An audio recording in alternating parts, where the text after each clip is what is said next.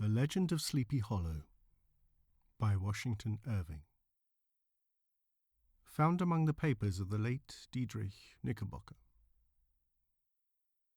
A pleasing land of drowsy head it was, of dreams that wave before the half-shut eye, and of gay castles in the clouds that pass, for ever flushing round a summer sky. Castle of Indolence. In the bosom of one of those spacious coves which indent the eastern shore of the Hudson, at that broad expansion of the river denominated by the ancient Dutch navigators the Tappan Zee, and where they always prudently shortened sail, and implored the protection of St. Nicholas when they crossed, there lies a small market town, or rural port, which by some is called Greensburg, but which is more generally and properly known by the name of Tarry Town. This name was given, we are told, in former days, by the good housewives of the adjacent country, from the inveterate propensity of their husbands to linger about the village tavern on market days. Be that as it may, I do not vouch for the fact, but merely advert to it for the sake of being precise and authentic. Not far from this village, perhaps about 2 miles, there is a little valley, or rather lap of land among the high hills, which is one of the quietest places in the whole world. A small brook glides through it, with just murmur enough to lull one to repose, and the occasional whistle of a quail or tapping of a woodpecker is almost the only sound that ever breaks in upon the uniform tranquillity. I recollect that when a stripling, my first exploit in squirrel shooting was in a grove of tall walnut trees that shades one side of the valley. I had wandered into it at noontime, when all nature is peculiarly quiet, and was startled by the roar of my own gun as it broke the Sabbath stillness around, and was prolonged and reverberated by the angry echoes. If ever I should wish for a retreat whither I might steal from the world and its distractions, and dream quietly away, the remnant of a troubled life, I know of none more promising than this little valley. From the listless repose of the place, and the peculiar character of its inhabitants, who are descendants from the original Dutch settlers, this sequestered glen has long been known by the name of Sleepy Hollow, and its rustic lads are called the Sleepy Hollow Boys throughout all the neighbouring country. A drowsy, dreamy influence seems to hang over the land, and to pervade the very atmosphere. Some say that the place was bewitched by a high German doctor during the early days of the settlement. Others, that an old Indian chief, the prophet or wizard of his tribe, held his powwows there before the country was discovered by Master Hendrik Hudson. Certain it is, the place still continues under the sway of some witching power that holds a spell over the minds of the good people, causing them to walk in a continual reverie. They are given to all kinds of marvellous beliefs, are subject to trances and visions, and frequently see strange sights, and hear music and voices in the air. The whole neighbourhood abounds with local tales, haunted spots, and twilight superstitions. Stars shoot, and meteors glare oftener across the valley than in any other part of the country, and the nightmare, with her whole ninefold, seems to make it the favourite scene of her gambols. The dominant spirit, however, that haunts this enchanted region, and seems to be commander-in-chief of all the powers of the air, is the apparition of a figure on horseback, without a head. It is said by some to be the ghost of a Hessian trooper, whose head had been carried away by a cannonball in some nameless battle during the Revolutionary War, and who is ever and anon seen by the country folk hurrying along in the gloom of night, as if on the wings of the wind. His haunts are not confined to the valley, but extend at times to the adjacent roads, and especially to the vicinity of a church at no great distance. Indeed, certain of the most authentic historians of those parts, who have been careful in collecting and collating the floating facts concerning this spectre, allege that the body of the trooper having been buried in the churchyard, the ghost rides forth to the scene of battle in nightly quest of his head, and that the rushing speed with which he sometimes passes along the hollow, like a midnight blast, is owing to his being belated and in a hurry to get back to the churchyard before daybreak. Such is the general purport of this legendary superstition, which has furnished materials for many a wild story in that region of the shadows, and the spectre is known at all the country firesides by the name of the Headless Horseman of Sleepy Hollow. It is remarkable that the visionary propensity I have mentioned is not confined to the native inhabitants of the valley, but is unconsciously imbibed by everyone who resides there for a time. However wide awake they may have been before they entered that sleepy region, they are sure, in a little time, to inhale the witching influence of the air and begin to grow imaginative, to dream dreams and see apparitions. I mention this peaceful spot with all possible laud, for it is in such little retired Dutch valleys, found here and there embosomed in the great state of New York, that population manners and customs remain fixed, while the great torrent of migration and improvement, which is making such incessant changes in other parts of this restless country, sweeps by them unobserved. They are like those little nooks of still water which border a rapid stream, where we may see the straw and bubble riding quietly at anchor, or slowly revolving in their mimic harbour, undisturbed by the rush of the passing current. Though many years have elapsed since I trod the drowsy shades of Sleepy Hollow, yet I question whether I should not still find the same trees and the same families vegetating in its sheltered bosom.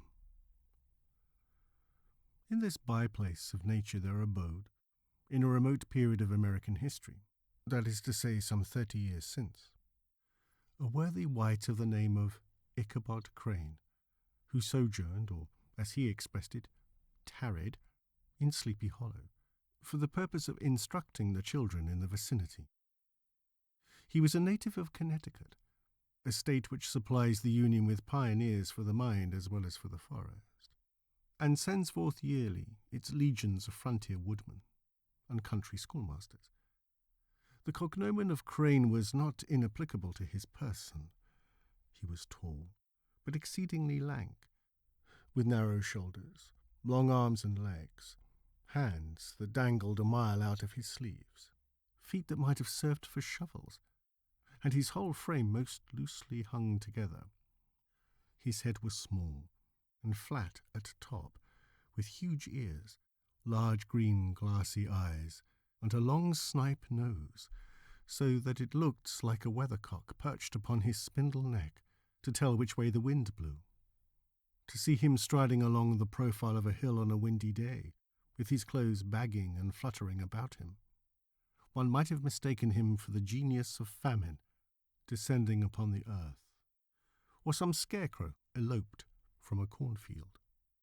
His schoolhouse was a low building of one large room, rudely constructed of logs, the windows partly glazed and partly patched with leaves of old copybooks.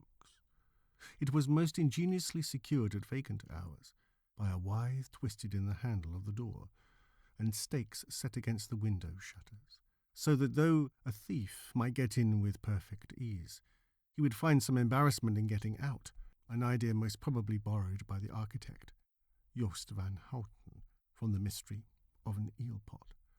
The schoolhouse stood in a rather lonely but pleasant situation, just at the foot of a woody hill, with a brook running close by, and a formidable birch tree growing at one end of it. From hence the low murmur of his pupils' voices, conning over their lessons, might be heard in a drowsy summer's day, like the hum of a beehive, interrupted now and then by the authoritative voice of the master in the tone of menace or command, or peradventure by the appalling sound of the birch as he urged some tardy loiterer along the flowery path of knowledge, Truth to say, he was a conscientious man, and ever bore in mind the golden maxim, spare the rod and spoil the child. Ichabod Crane's scholars certainly were not spoiled. I would not have it imagined, however, that he was one of those cruel potentates of the school who joy in the smart of their subjects. On the contrary, he administered justice with discrimination rather than severity, taking the burden off the backs of the weak and laying it on those of the strong. Your mere puny stripling that winced at the least flourish of the rod was passed by with indulgence, but the claims of justice were satisfied by inflicting a double portion on some little tough, wrong-headed, broad-skirted Dutch urchin who sulked and swelled and grew dogged and sullen beneath the birch. All this he called doing his duty by their parents, and he never inflicted a chastisement without following it by the reassurance, so consolatory to the smarting urchin, that he would remember it and thank him for it the longest day he had to live. When school hours were over, he was even the companion and playmate of the larger boys, and on holiday afternoons would convoy some of the smaller ones home, who happened to have pretty sisters, or good housewives for mothers, noted for the comforts of the cupboard. Indeed, it behooved him to keep on good terms with his pupils. The revenue arising from his school was small, and would have been scarcely sufficient to furnish him with daily bread, for he was a huge feeder, and though lank, had the dilating powers of an anaconda. But to help out his maintenance he was, according to country custom in those parts, boarded and lodged at the houses of the farmers whose children he instructed. With these he lived successively a week at a time, thus going the rounds of the neighbourhood, with all his worldly effects tied up in a cotton handkerchief. That all this might not be too onerous on the purses of his rustic patrons, who were apt to consider the costs of schooling a grievous burden, and schoolmasters as mere drones, he had various ways of rendering himself both useful and agreeable. He assisted the farmers occasionally in the lighter labours of their farms, helped to make hay, mended the fences, took the horses to water, drove the cows from pasture, and cut wood for the winter fire. He laid aside, too, all the dominant dignity and absolute sway with which he lauded it in his little empire, the school, and became wonderfully gentle and ingratiating. He found favour in the eyes of the mothers by petting the children, particularly the youngest, and like the lion bold, which whom so magnanimously the lamb did hold, he would sit with the child on one knee, and rock a cradle with his foot for whole hours together. In addition to his other vocations, he was the singing master of the neighbourhood, and picked up many bright shillings by instructing the young folks in psalmody. It was a matter of no little vanity to him on Sundays to take his station in front of the church gallery, with a band of chosen singers, where in his own mind he completely carried away the palm from the parson. Certain it is, his voice resounded far above all the rest of the congregation, and there are peculiar quavers still to be heard in that church, and which may even be heard half a mile off, quite to the opposite side of the mill pond, on a still Sunday morning, which is said to be legitimately descended from the nose of Ichabod Crane. Thus, by divers little makeshifts in that ingenious way which is commonly denominated by hook or by crook, the worthy pedagogue got on tolerably enough, and was thought, by all who understood nothing of the labour of headwork, to have a wonderfully easy life of it. The schoolmaster is generally a man of some importance in the female circle of a rural neighbourhood, being considered a kind of idol, gentlemanlike personage, of vastly superior taste and accomplishments to the rough country swains, and indeed inferior in learning only to the parson. His appearance, therefore, is apt to occasion some little stir at the tea-table of a farmhouse, and the addition of a supernumerary dish of cakes or sweetmeats, or peradventure the parade of a silver teapot, Our man of letters, therefore, was peculiarly happy in the smiles of all the country damsels. How he would figure among them in the churchyard, between services on Sundays, gathering grapes for them from the wild vines that overran the surrounding trees, reciting for their amusements all the epitaphs on the tombstones, or sauntering with a whole bevy of them along the banks of the adjacent mill-pond, while the more bashful country bumpkins hung sheepishly back, envying his superior elegance and address. From his half-itinerant life, also he was a kind of travelling gazette, carrying the whole budget of local gossip from house to house, so that his appearance was always greeted with satisfaction. He was, moreover, esteemed by the women of a man of great erudition, for he had read several books quite through, and was a perfect master of Cotton Mather's History of New England Witchcraft, in which, by the way, he most firmly and potently believed. He was, in fact, an odd mixture of small shrewdness and simple credulity. His appetite for the marvellous and his powers of digesting it were equally extraordinary, and both had been increased by his residence in this spellbound region. No tale was too gross or monstrous for his capacious swallow.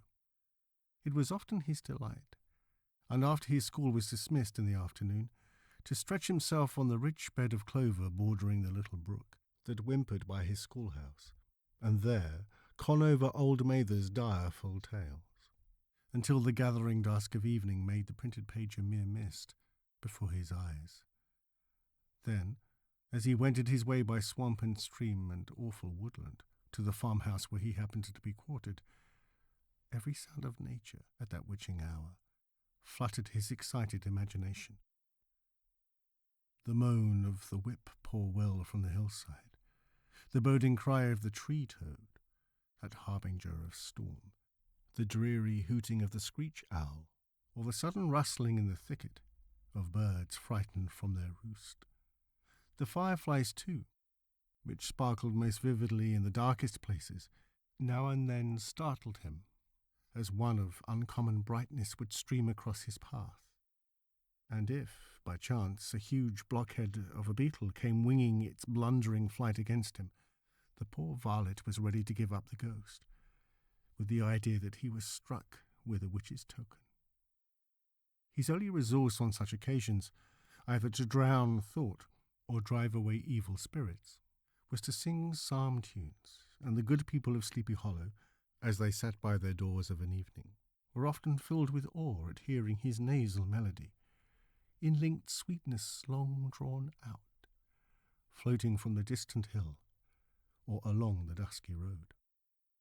Another of his sources of fearful pleasure was to pass long winter evenings with the old Dutch wives, as they sat spinning by the fire, with a row of apples roasting and spluttering along the hearth, and listen to their marvellous tales of ghosts and goblins and haunted fields and haunted brooks, and haunted bridges, and haunted houses, and particularly of the headless horseman, or galloping Hessian of the Hallow, as they sometimes called him. He would delight them equally by his anecdotes of witchcraft, and of the direful omens and portentous sights and sounds in the air, which prevailed in the earlier times of Connecticut, and would frighten them woefully with speculations upon comets and shooting stars, and with the alarming fact that the world did absolutely turn round, and they were half the time topsy-turvy.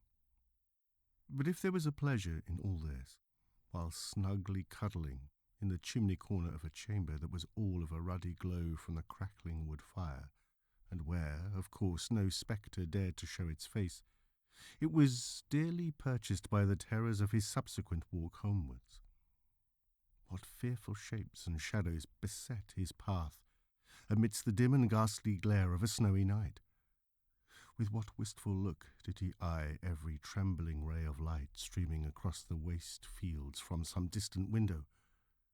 How often was he appalled by some shrub covered with snow, which, like a sheeted spectre, beset his very path!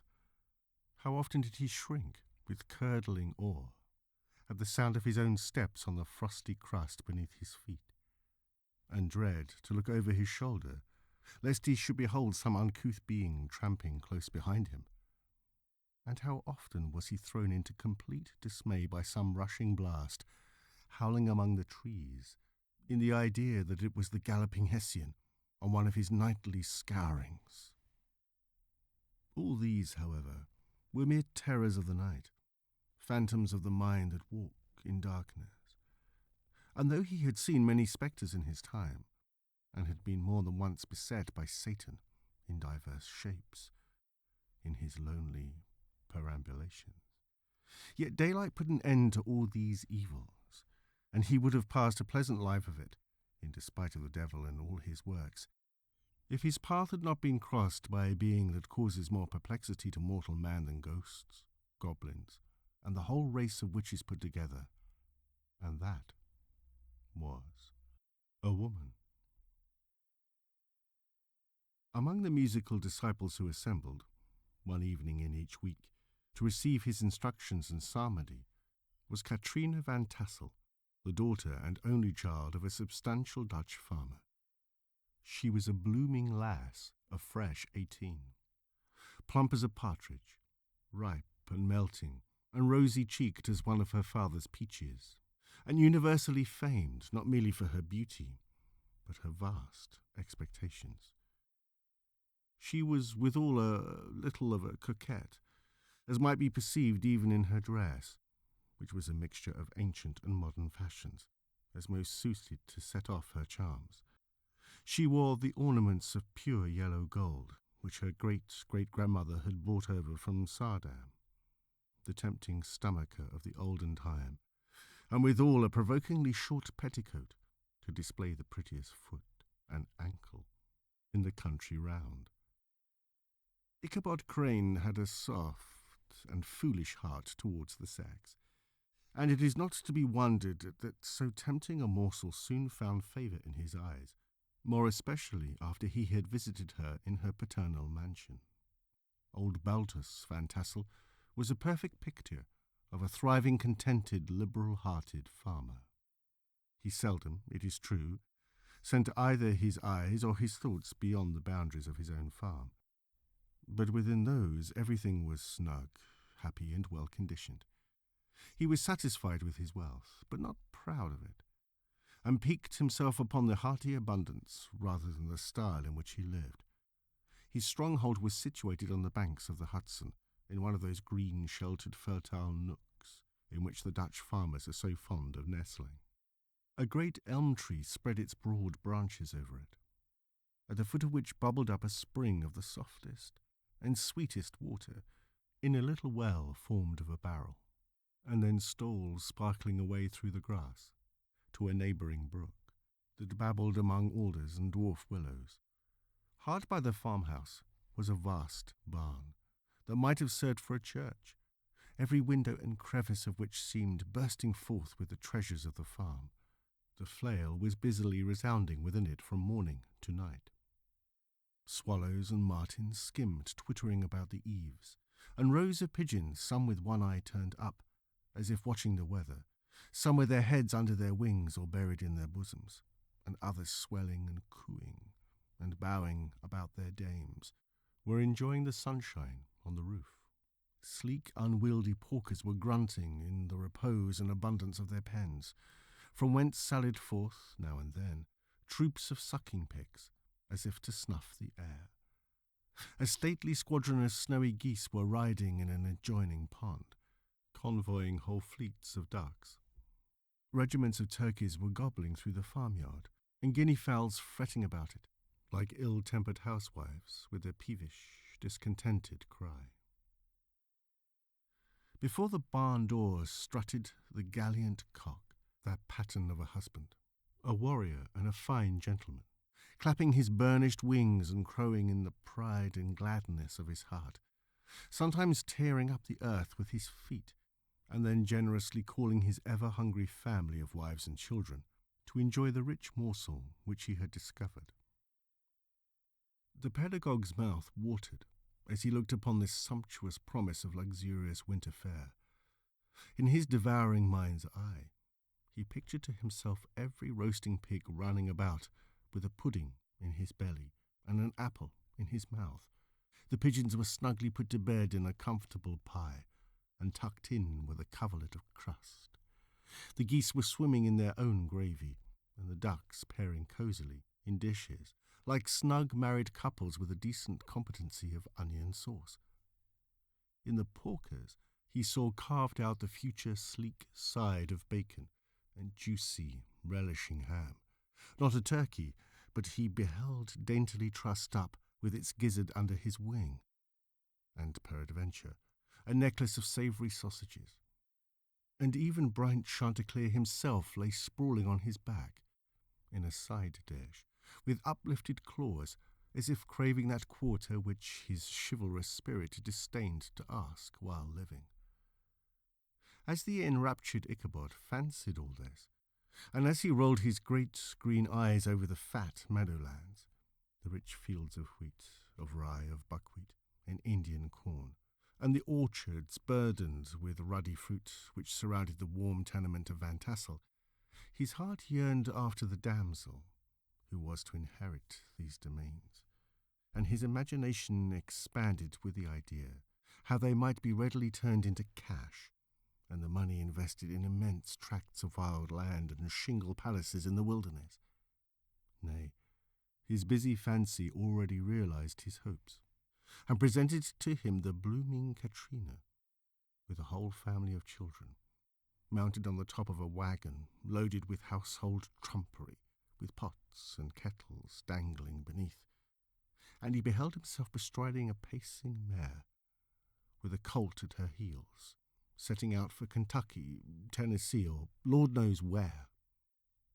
When he entered the house, the conquest of his heart was complete.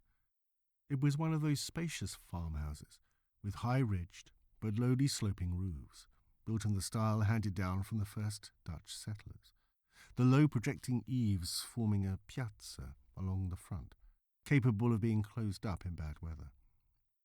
Under this were hung flails, harness, various utensils of husbandry, and nets for fishing in the neighbouring river. Benches were built along the sides for summer use, and a great spinning wheel at one end and a churn at the other showed the various uses to which this important porch might be devoted. From this piazza, the wondering Ichabod entered the hall, which formed the centre of the mansion and the place of usual residence. Here, rows of resplendent pewter, ranged on a long dresser, dazzled his eyes. In one corner stood a huge bag of wool, ready to be spun.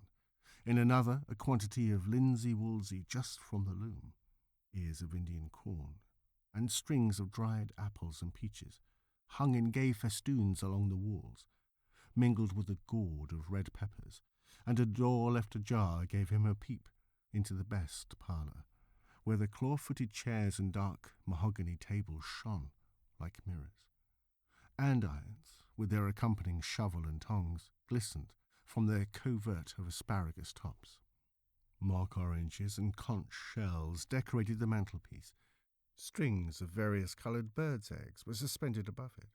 A great ostrich egg was hung from the centre of the room, and a corner cupboard, knowingly left open, displayed immense treasures of old silver and well-mended china.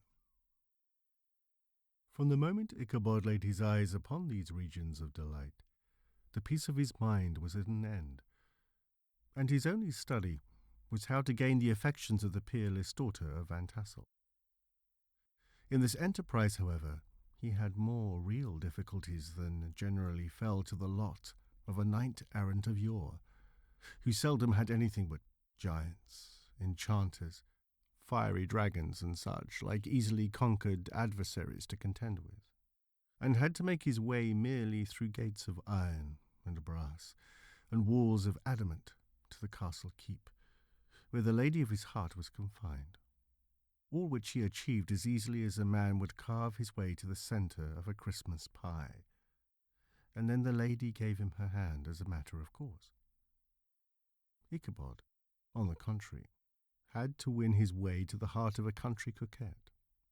beset with a labyrinth of whims and caprices, which were forever presenting new difficulties and impediments, and he had to encounter a host of fearful adversaries of real flesh and blood, the numerous rustic admirers who beset every portal to her heart, keeping a watchful and angry eye upon each other, but ready to fly out in the common cause against any new competitor.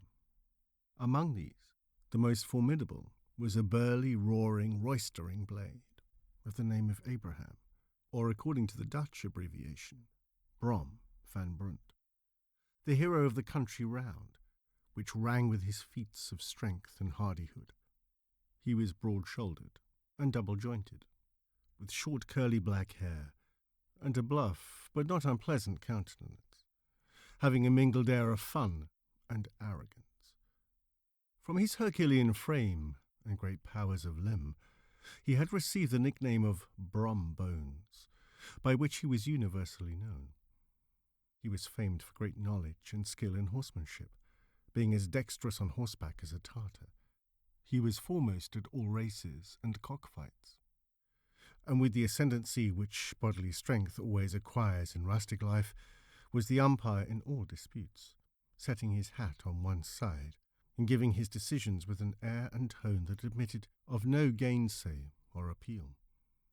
He was always ready for either a fight or a frolic, but had more mischief than ill will in his composition, and with all his overbearing roughness, there was a strong dash of waggish good humour at bottom. He had 3 or 4 boon companions, who regarded him as their model, and at the head of whom he scoured the country, attending every scene of feud or merriment for miles round. In cold weather, he was distinguished by a fur cap, surmounted with a flaunting fox's tail, and when the folks at a country gathering described this well-known crest at a distance, whisking about among a squad of hard riders, they always stood by for a squall. Sometimes his crew would be heard dashing along past the farmhouses at midnight, with whoop and halloo, like a troop of Don Cossacks, and the old dames, startled out of their sleep, would listen for a moment till the hurry-scurry had clattered by, and then exclaim, "Aye, there goes Brom Bones and his gang." The neighbours looked upon him with a mixture of awe, admiration, and goodwill, and, when any madcap prank or rustic brawl occurred in the vicinity, always shook their heads, and warranted Brom Bones was at the bottom of it. This rantipole hero had for some time singled out the blooming Katrina for the object of his uncouth gallantries, and though his amorous toyings were something like the gentle caresses and endearments of a bear, yet it was whispered that she did not altogether discourage his hopes. Certain it is, his advances were signals for rival candidates to retire.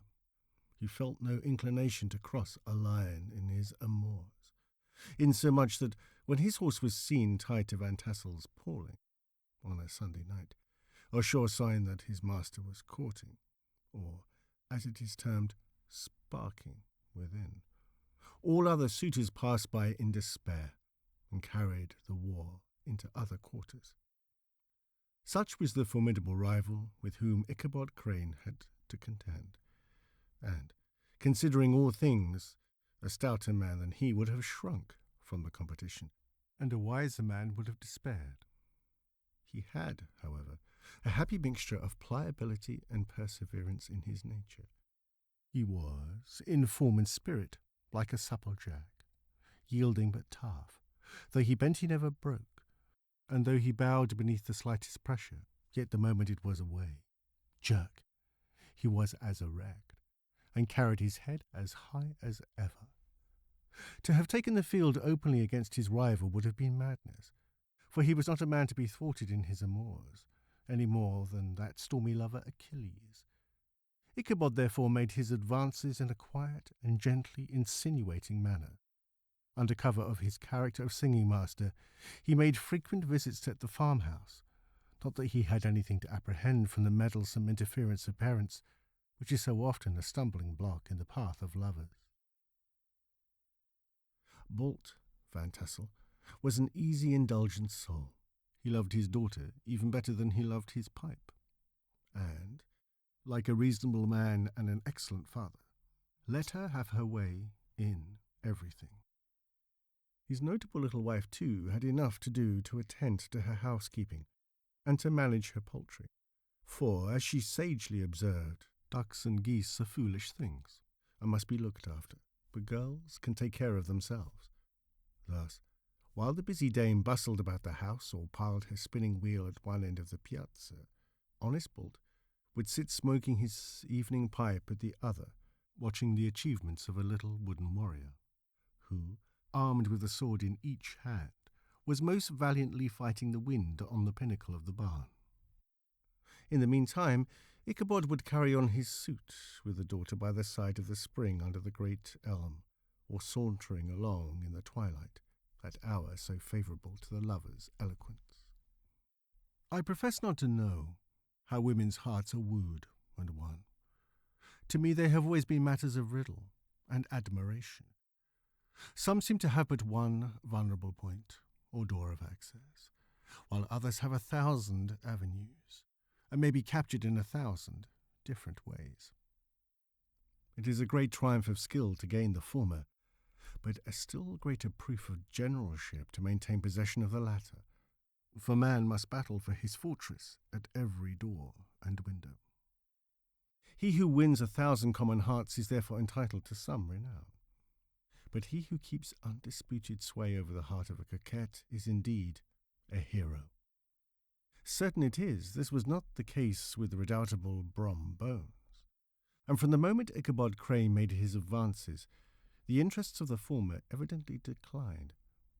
His horse was no longer seen tied to the paulings on Sunday nights, and a deadly feud gradually arose between him and the preceptor of Sleepy Hollow.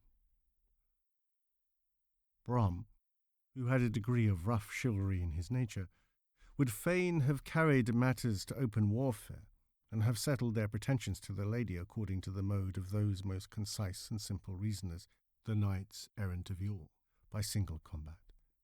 But Ichabod was too conscious of the superior might of his adversary to enter the lists against him. He had overheard a boast of Bones, that he would double the schoolmaster up and lay him on a shelf of his own schoolhouse, and he was too wary to give him an opportunity. There was something extremely provoking in this obstinately pacific system. It left Brom no alternative but to draw upon the funds of rustic waggery in his disposition, and to play off boorish practical jokes upon his rival.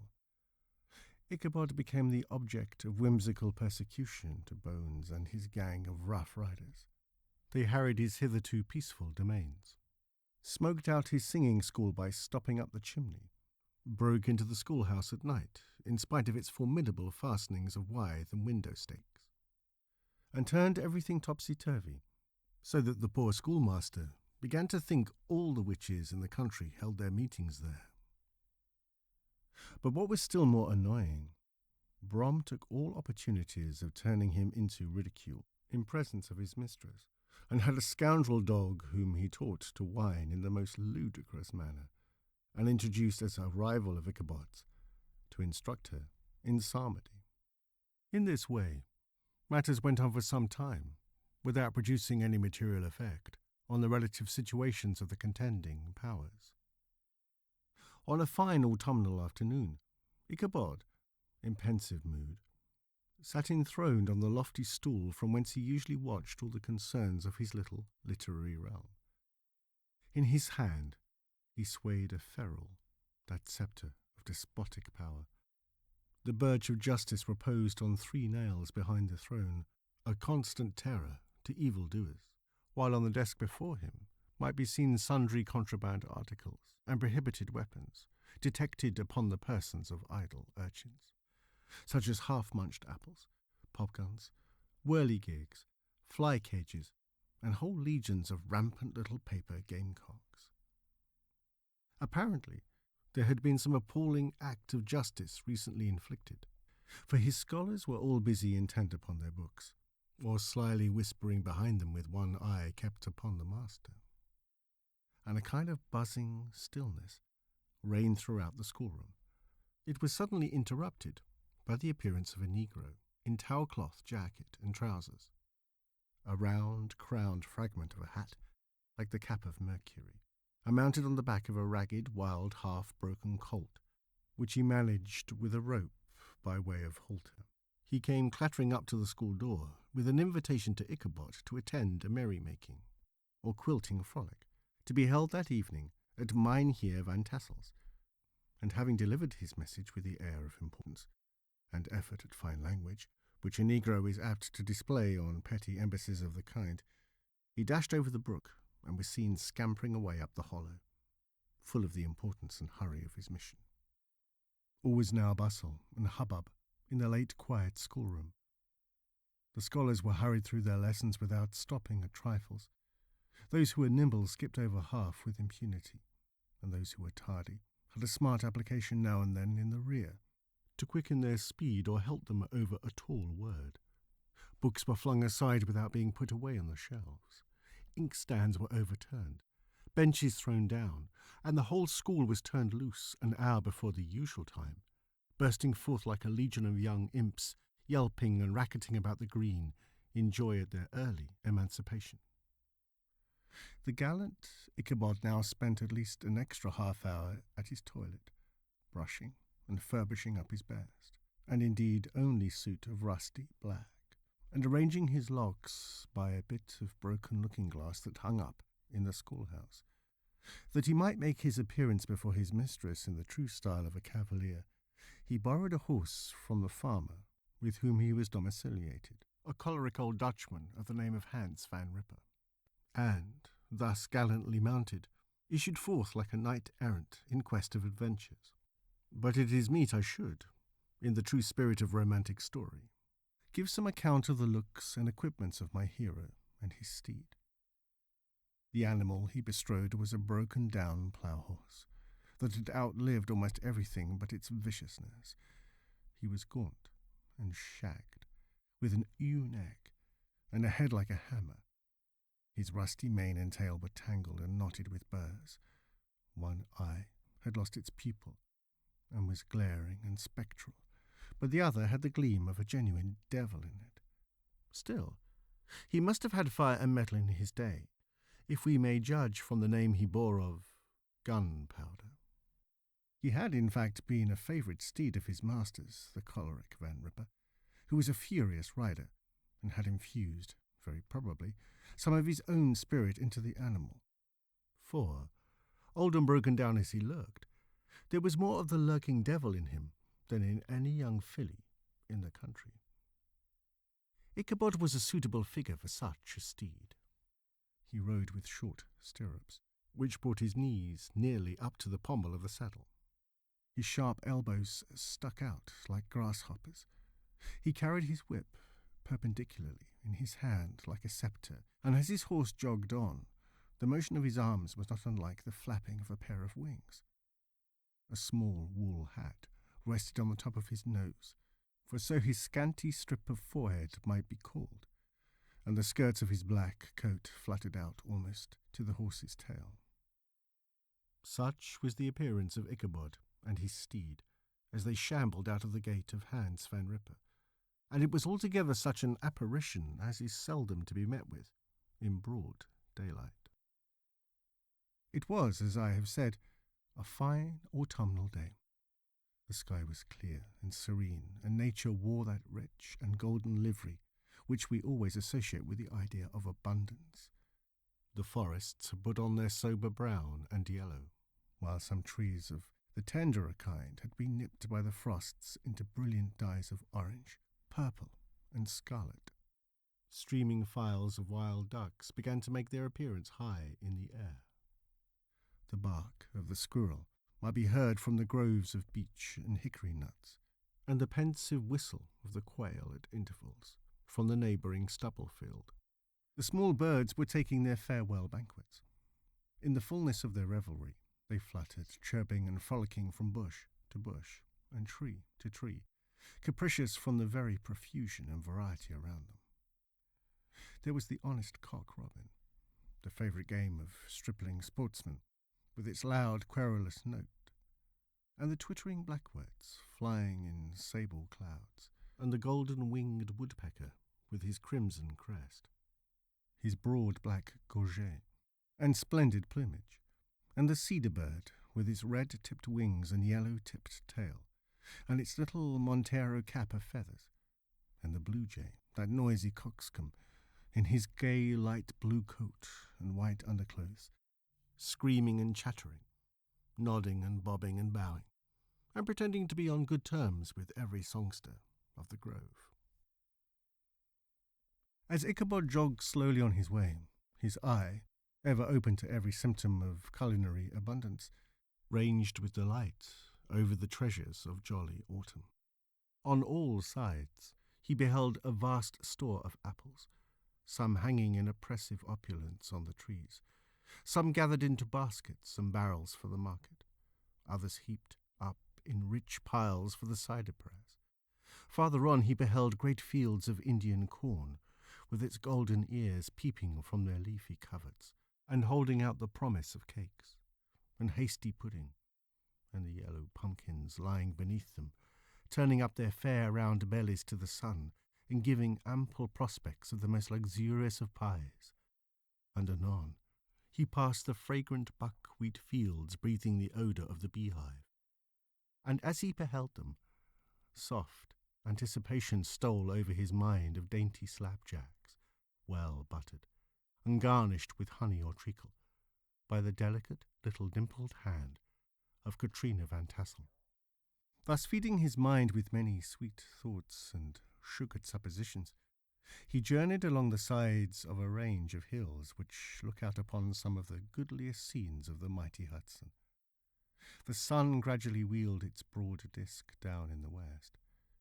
The wide bosom of the Tappan Zee lay motionless and glassy, excepting that here and there a gentle undulation waved and prolonged the blue shadow of the distant mountain. A few amber clouds floated in the sky, without a breath of air to move them.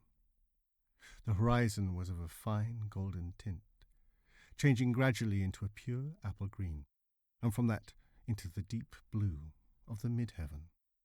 A slanting ray lingered on the woody crests of the precipices that overhung some parts of the river, giving greater depth to the dark grey and purple of their rocky sides.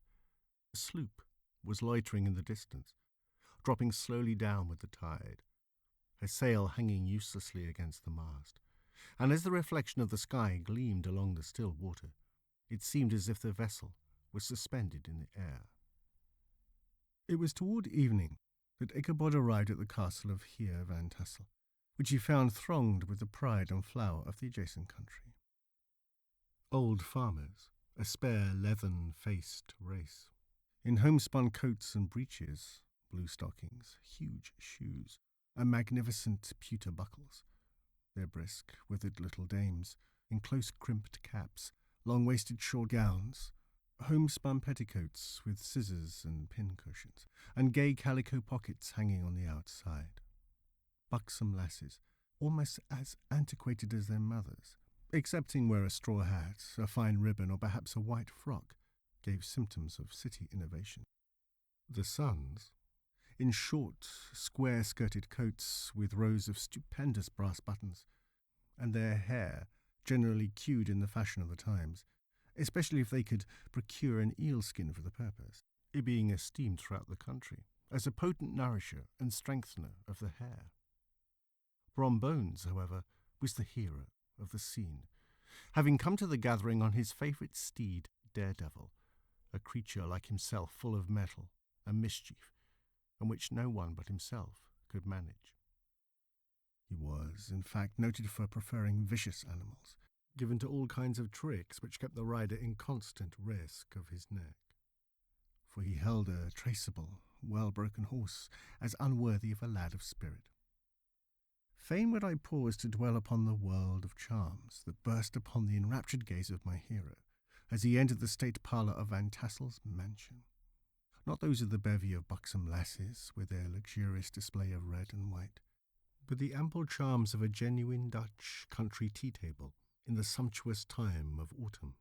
Such heaped up platters of cakes of various and almost indescribable kinds, known only to experienced Dutch housewives. There was the doughty doughnut, the tender oliekoek, and the crisp and crumbling cruller, sweet cakes and short cakes, ginger cakes and honey cakes, and the whole family of cakes. And then there were apple pies, and peach pies, and pumpkin pies, besides slices of ham and smoked beef, and moreover delectable dishes of preserved plums and peaches, not to mention broiled shad, and roasted chickens, together with bowls of milk and cream, all mingled higgledy-piggledy, pretty much as I have enumerated them, with the motherly teapot standing up its clouds of vapour from the midst. Heaven bless the mark! I want breath and time to discuss this banquet as it deserves, and am too eager to get on with my story. Happily, Ichabod Crane was not in so great a hurry as his historian, but did ample justice to every dainty. He was a kind and thankful creature, whose heart dilated in proportion as his skin was filled with good cheer, and whose spirits rose with eating, as some men's do with drink. He could not help, too, rolling his large eyes round him as he ate, and chuckling with the possibility that he might one day be lord of all this scene of almost unimaginable luxury and splendour. Then, he thought, how soon he'd turn his back upon the old schoolhouse, snap his fingers in the face of Hans Van Ripper and every other niggardly patron, and kick any itinerant pedagogue out of doors that should dare to call him comrade. Old Baltus Van Tassel moved about among his guests with a face dilated with content and good humour, round and jolly as the harvest moon. His hospitable attentions were brief but expressive, being confined to a shake of the hand, a slap on the shoulder, a loud laugh, and a pressing invitation to fall to and help themselves. And now the sound of the music from the common room or hall summoned to the dance. The musician was an old grey-headed negro, who had been the itinerant orchestra of the neighbourhood for more than half a century. His instrument was as old and battered as himself. The greater part of the time he scraped on 2 or 3 strings, accompanying every movement of the bow with a motion of the head, bowing almost to the ground, and stamping with his foot wherever a fresh couple were to start. Ichabod prided himself upon his dancing, as much as upon his vocal powers. Not a limb, not a fibre about him was idle, and to have seen his loosely hung frame in full motion, and clattering about the room, you would have thought St. Vitus himself, that blessed patron of the dance, was figuring before you in person. He was the admiration of all the negroes, who, having gathered, of all ages and sizes, from the farm and the neighbourhood, stood forming a pyramid of shining black faces at every door and window, gazing with delight at the scene, rolling their white eyeballs and showing grinning rows of ivory from ear to ear. How could the flogger of urchins be otherwise than animated and joyous? The lady of his heart was his partner in the dance, and smiling graciously in reply to all his amorous oglings, while Brom Bones, sorely smitten with love and jealousy, sat brooding by himself in one corner. When the dance was at an end, Ichabod was attracted to a knot of the sager folks, who, with old Van Tassel, sat smoking at one end of the piazza, gossiping over former times and drawing out long stories about the war. This neighbourhood, at the time of which I am speaking, was one of those highly favoured places which abound with chronicle and great men. The British and American line had run near it during the war. It had, therefore, been the scene of marauding and infested with refugees, cowboys, and all kinds of border chivalry. Just sufficient time had elapsed to enable each storyteller to dress up his tale with a little becoming fiction and, in the indistinctness of his recollection, to make himself the hero of every exploit. There was the story of de Few Martling, a large blue-bearded Dutchman, who had nearly taken a British frigate with an old iron 9-pounder from a mud breastwork, only that his gun burst at the 6th discharge. And there was an old gentleman who shall be nameless, being too rich a mynheer to be lightly mentioned, who, in the Battle of White Plains, being an excellent master of defence, parried a musket ball with a small sword, insomuch that he absolutely felt it whiz round the blade and glance off it at the hilt, in proof of which he was ready at any time to show the sword, with the hilt a little bent. There were several more that had been equally great in the field, not one of whom but was persuaded that he had a considerable hand in bringing the war to a happy termination. But all these were nothing to the tales of ghosts and apparitions that succeeded. The neighbourhood is rich with legendary treasures of the kind. Local tales and superstitions thrive best in these sheltered, long-settled retreats, but are trampled underfoot by the shifting throng that forms the population of most of our country places. Besides, there is no encouragement for ghosts in most of our villages, for they have scarcely had time to finish their first nap and turn themselves in their graves before their surviving friends have travelled away from the neighbourhood, so that when they turn out at night to walk their rounds, they have no acquaintance left to call upon. This is perhaps the reason why we so seldom hear of ghosts, except in our long-established Dutch communities. The immediate cause, however, of the prevalence of supernatural stories in these parts was doubtless owing to the vicinity of Sleepy Hollow. There was a contagion in the very air that blew from that haunted region. It breathed forth an atmosphere of dreams and fancies infecting all the land. Several of the Sleepy Hollow people were present at Van Tassel's, and, as usual, were doling out their wild and wonderful legends. Many dismal tales were told about funeral trains, and mourning cries and wailings heard and seen about the great tree where the unfortunate Major Andre was taken, and which stood in the neighbourhood. Some mention was made also of the woman in white that haunted the dark glen at Raven Rock, and was often heard to shriek on winter nights before a storm, having perished there in the snow. The chief part of the stories, however, turned upon the favourite spectre of Sleepy Hollow, the headless horseman, who had been heard several times of late patrolling the country, and, it was said, tethered his horse nightly among the graves in the churchyard. The sequestered situation of this church seems always to have made it a favourite haunt of troubled spirits. It stands on a knoll, surrounded by locust trees and lofty elms, from among which its decent, whitewashed walls shine modestly forth, like Christian purity, beaming through the shades of retirement. A gentle slope descends from it to a silver sheet of water, bordered by high trees, between which peeps may be caught at the blue hills of the Hudson. To look upon its grass-grown yard, where the sunbeams seem to sleep so quietly, one would think that there, at least, the dead might rest in peace. On one side of the church extends a wide woody dell, along which raves a large brook among broken rocks and trunks of fallen trees.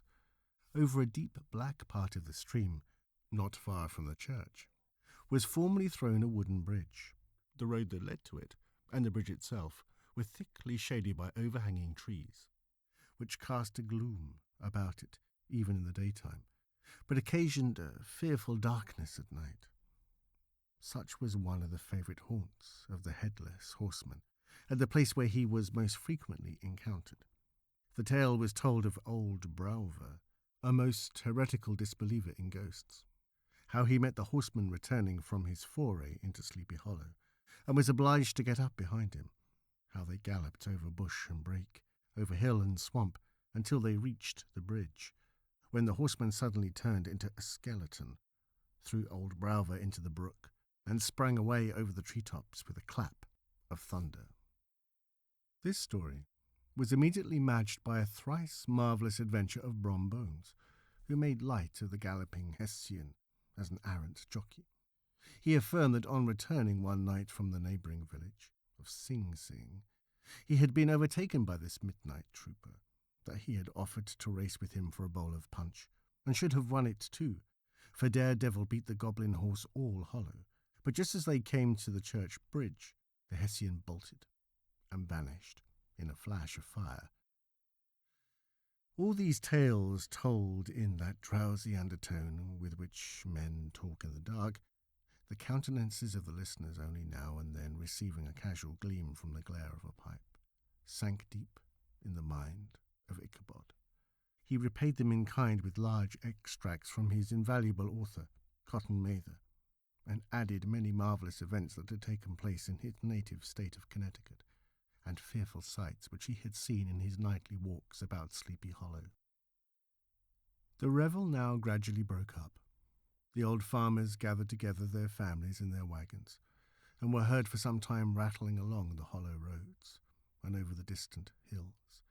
Some of the damsels mounted on pillions behind their favourite swains, and their light-hearted laughter, mingling with the clatter of hoofs, echoed along the silent woodlands, sounding fainter and fainter, until they gradually died away, and the late scene of noise and frolic was all silent and deserted. Ichabod only lingered behind according to the custom of country lovers, to have a tete-a-tete with the heiress, fully convinced that he was now on the high road to success. What passed at this interview I will not pretend to say, for in fact I do not know. Something, however, I fear me, must have gone wrong, for he certainly sallied forth, after no very great interval, with an air quite desolate and chapfallen. Oh, these women! Could that girl have been playing off any of her coquettish tricks? Was her encouragement of the poor pedagogue all a mere sham to secure her conquest of his rival? Heaven only knows, not I. Let it suffice to say, Ichabod stole forth with the air of one who had been sacking a hen-roost rather than a fair lady's heart. Without looking to the right or left to notice the scene of rural wealth, on which he had so often gloated, he went straight to the stable, and with several hearty cuffs and kicks, roused his steed most uncourteously from the comfortable quarters in which he was soundly sleeping, dreaming of mountains of corn and oats, and whole valleys of timothy and clover. It was the very witching time of night that Ichabod, heavy-hearted and crestfallen, pursued his travels homewards, along the sides of the lofty hills which rise above Tarry Town, and which he had traversed so cheerily in the afternoon. The hour was as dismal as himself. Far below him, the Tappan Zee spread its dusky and indistinct waste of waters, with here and there the tall mast of a sloop riding quietly at anchor under the land. In the dead hush of midnight, he could even hear the barking of the watchdog from the opposite shore of the Hudson, but it was so vague and faint as only to give an idea of his distance from this faithful companion of man. Now and then, too, the long-drawn crowing of a cock, accidentally awakened, would sound far, far off, from some farmhouse away among the hills, but it was like a dreaming sound in his ear. No signs of life occurred near him, but occasionally the melancholy chirp of a cricket, or perhaps the guttural twang of a bullfrog from a neighbouring marsh, as if sleeping uncomfortably and turning suddenly in his bed. All the stories of ghosts and goblins that he had heard in the afternoon now came crowding upon his recollection. The night grew darker and darker. The stars seemed to sink deeper in the sky, and driving clouds occasionally hid them from his sight. He had never felt so lonely and dismal. He was, moreover, approaching the very place where many of the scenes of the ghost stories had been laid. In the centre of the road stood an enormous tulip tree, which towered like a giant above all the other trees of the neighbourhood, and formed a kind of landmark. Its limbs were gnarled and fantastic, large enough to form trunks for ordinary trees, twisting down almost to the earth and rising again into the air. It was connected with the tragical story of the unfortunate Andre, who had been taken prisoner hard by, and was universally known by the name of Major Andre's Tree. The common people regarded it with a mixture of respect and superstition, partly out of sympathy for the fate of its ill-starred namesake, and partly from the tales of strange sights and doleful lamentations told concerning it. As Ichabod approached this fearful tree, he began to whistle. He thought his whistle was answered. It was but a blast sweeping sharply through the dry branches. As he approached a little nearer, he thought he saw something white hanging in the midst of the tree. He paused and ceased whistling, but on looking more narrowly, perceived that it was a place where the tree had been scathed by lightning, and the white wood laid bare. Suddenly, he heard a groan. His teeth chattered, and his knees smote against the saddle. It was but the rubbing of one huge bough upon another, as they were swayed about by the breeze. He passed the tree in safety, but new perils lay before him. About 200 yards from the tree, a small brook crossed the road and ran into a marshy and thickly wooded glen, known by the name of Wiley's Swamp.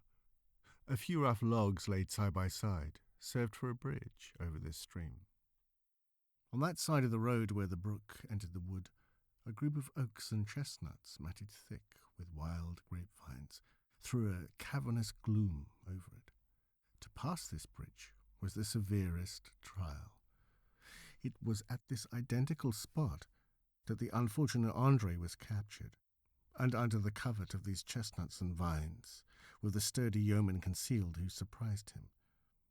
This has ever since been considered a haunted stream, and fearful are the feelings of the schoolboy who has to pass it alone after dark.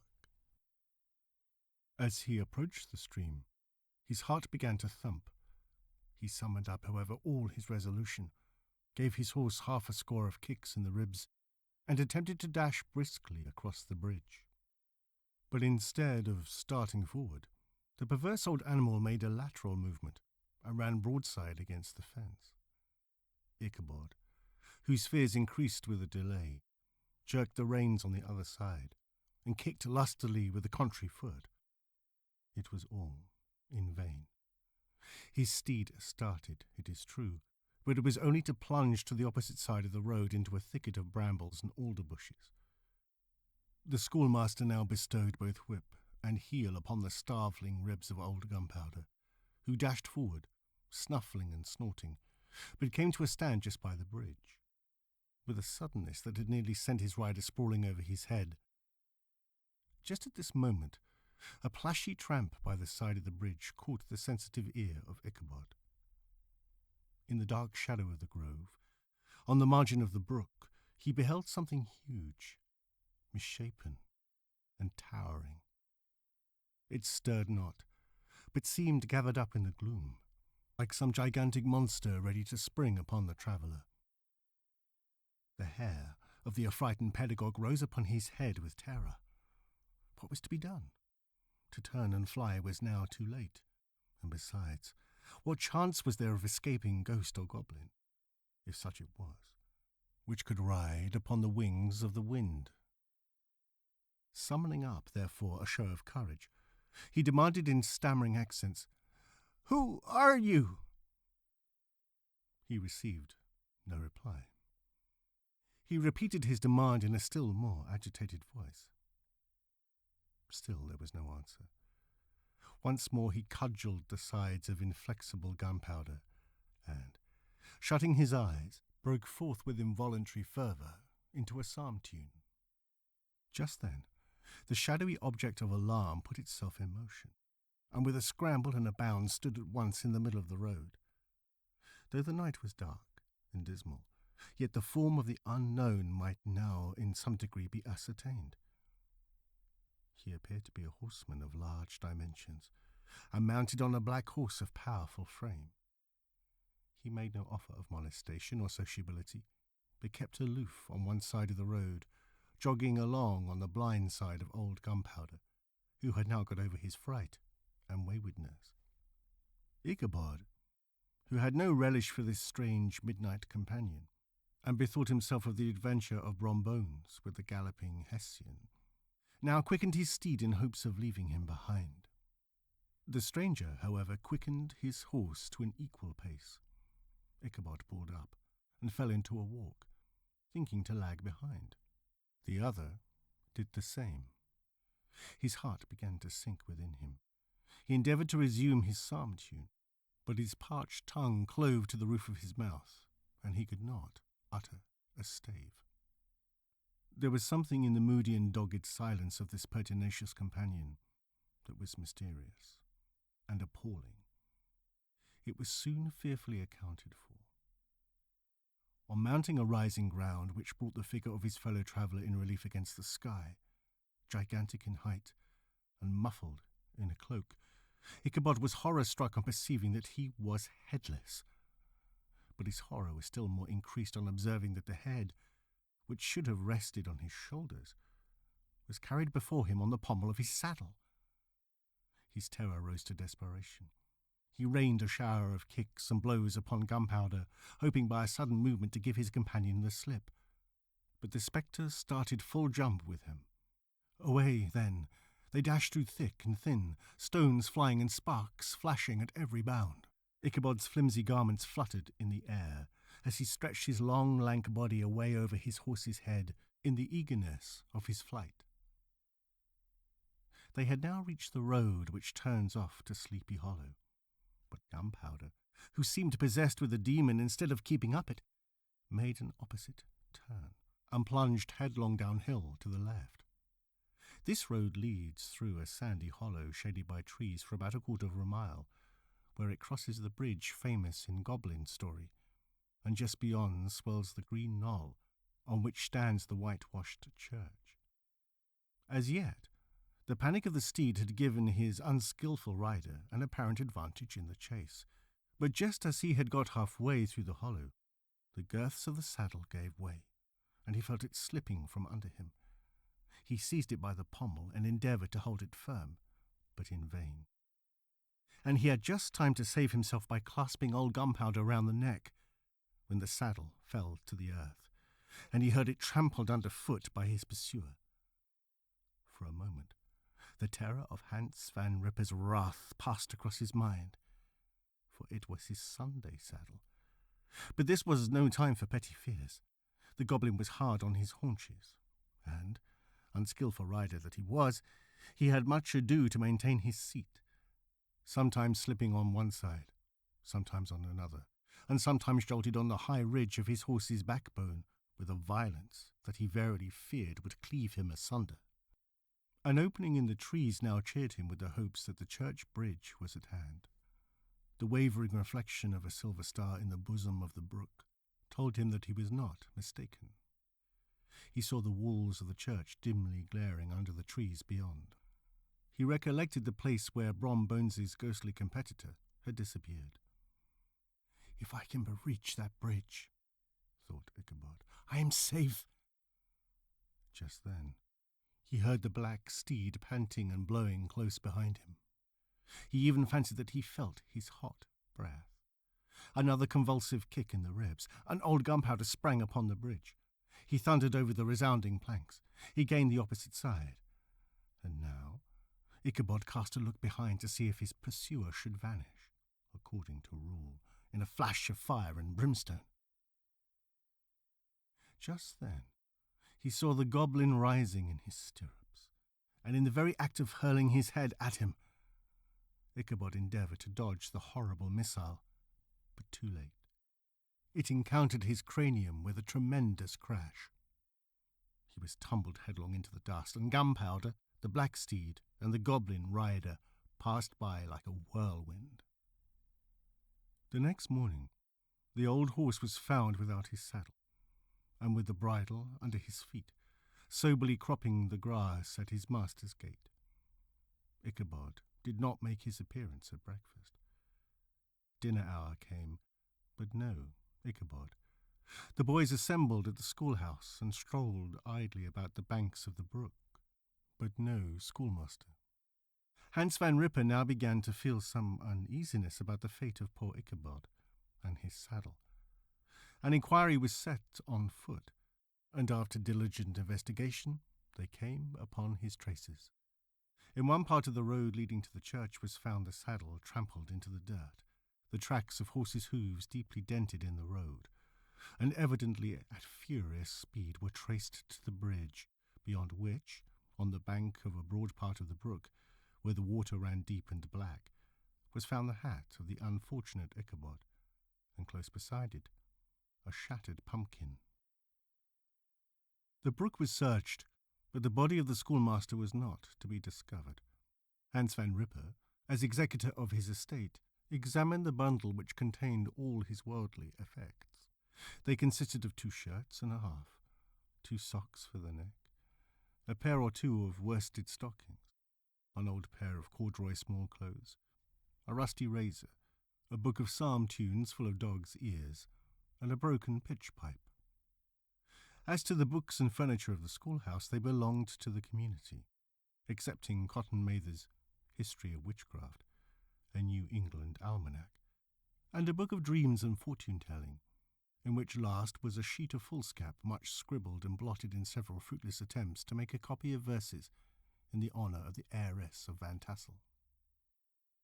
These magic books and the poetic scroll were forthwith consigned to the flames by Hans Van Ripper, who, from that time forward, determined to send his children no more to school, observing that he never knew any good came of this same reading and writing.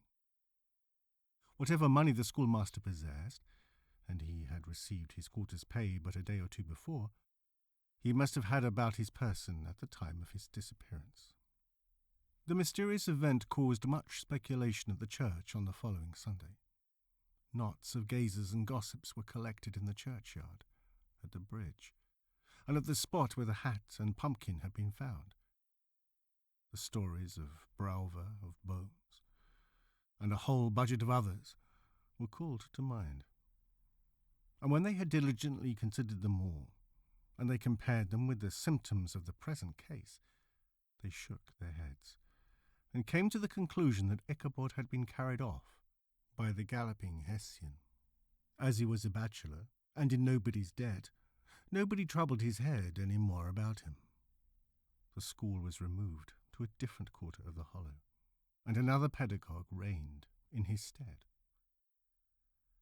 It is true, an old farmer, who had been down to New York on a visit several years after, and from whom this account of the ghostly adventure was received, brought home the intelligence that Ichabod Crane was still alive, that he had left the neighbourhood partly through fear of the goblin and Hans Van Ripper, and partly in mortification at having been suddenly dismissed by the heiress, that he had changed his quarters to a distant part of the country, had kept school and studied law at the same time, had been admitted to the bar, turned politician, electioneered, written for newspapers, and finally had been made a justice of the £10 court. Brombones, too, who shortly after his rival's disappearance conducted the blooming Katrina in triumph to the altar, was observed to look exceedingly knowing when the story of Ichabod was related, and always burst into a hearty laugh at the mention of the pumpkin, which led some to suspect that he knew more about the matter than he chose to tell. The old country wives, however, who are the best judges of these matters, maintain to this day that Ichabod was spirited away by supernatural means, and it is a favourite story often told about the neighbourhood round the winter evening fire. The bridge became more than ever an object of superstitious awe, and that may be the reason why the road has been altered of late years, so as to approach the church by the border of the mill pond. The schoolhouse, being deserted, soon fell to decay, and was reported to be haunted by the ghost of the unfortunate pedagogue, and the ploughboy, loitering homeward of a still summer evening, has often fancied his voice at a distance, chanting a melancholy psalm tune among the tranquil solitudes of Sleepy Hollow.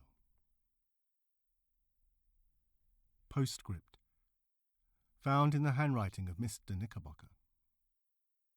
The preceding tale is given almost in the precise words in which I heard it related at a corporation meeting at the ancient city of Manhattan, at which were present many of its sagest and most illustrious burghers. The narrator was a pleasant, shabby, gentlemanly old fellow, in pepper and salt clothes, with a sadly humorous face, and one whom I strongly suspect of being poor.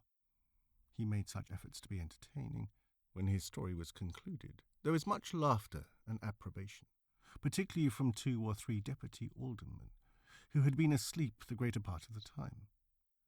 There was, however, one tall, dry-looking old gentleman, with beetling eyebrows, who maintained a grave and rather severe face throughout, now and then folding his arms, inclining his head, and looking down upon the floor as if turning a doubt over in his mind. He was one of your wary men, who never laugh but upon good grounds, when they have reason and law on their side. When the mirth of the rest of the company had subsided, and silence was restored, he leaned one arm on the elbow of his chair, and sticking the other akimbo, demanded with a slight but exceedingly sage motion of the head and contraction of the brow what was the moral of the story, and what it went to prove. The storyteller, who was just putting a glass of wine to his lips as a refreshment after his toils, paused for a moment, looked at his inquirer with an air of infinite deference, and, lowering the glass slowly to the table, observed that the story was intended most logically to prove that there is no situation in life but has its advantages and pleasures, provided we will but take a joke as we find it. That, therefore, he that runs races with goblin troopers is likely to have rough riding of it. Ergo, for a country schoolmaster to be refused the hand of a Dutch heiress is a certain step to high preferment in the state. The cautious old gentleman knit his brows tenfold closer after this explanation, being sorely puzzled by the ratiocination of the syllogism, while, methought, the one in pepper and salt eyed him with something of a triumphant leer. At length he observed that all this was very well, but still he thought the story a little on the extravagant. There were 1 or 2 points on which he had his doubts. "Faith, sir," replied the storyteller, "as to that matter, I don't believe one half of it myself.